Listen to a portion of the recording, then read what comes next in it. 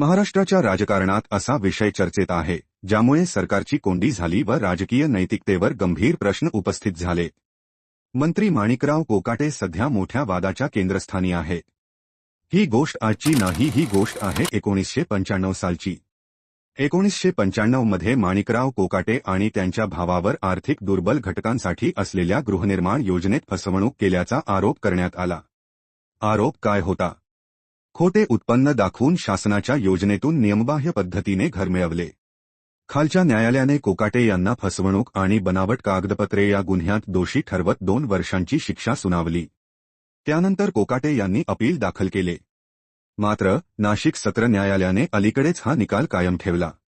लोकप्रतिनिधी कायद्यानुसार जर एखाद्या आमदाराला 2 वर्ष किंवा त्यापेक्षा जास्त शिक्षा झाली आणि ती शिक्षा कायम राहिली तर आमदारपद रद्द होऊ शकते, मंत्रिपदही जाऊ शकते। म्हणजेच माणिकराव कोकाटे यांचं संपूर्ण राजकीय भविष्य धोक्यात आहे। या निकालानंतर विरोधक चांगलेच आक्रमक झाले आहेत। काँग्रेस, शिवसेना आणि राष्ट्रवादी काँग्रेस शरद पवार गट नैतिकतेच्या आधारावर माणिकराव कोकाटे यांनी तात्काळ राजीनामा द्यावा। विरोधकांचा आरोप आहे की सरकार दुहेरी निकष लावत आहे, भ्रष्टाचाराविरोधात बोलायचं पण दोषी मंत्र्यांना वाचवायचं। दुसरीकडे सत्ताधारी गटातही या विषयावर अस्वस्थता आहे। राष्ट्रवादी अजित पवार गट सध्या कायदेशीर मार्गांचा अभ्यास करत आहे।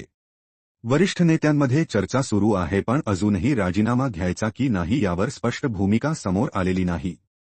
कोकाटे समर्थक म्हणतात, हे प्रकरण 30 वर्ष जुने आहे। मात्र टीकाकार म्हणतात, गुन्हा जुना असला तरी दोष सिद्ध आहे। कायदा सर्वांसाठी समान आहे। राजकीय तज्ज्ञांच्या मते हा वाद केवळ एका मंत्र्यापुरता मर्यादित नाही। हा विश्वासार्हतेचा हा प्रश्न आहे।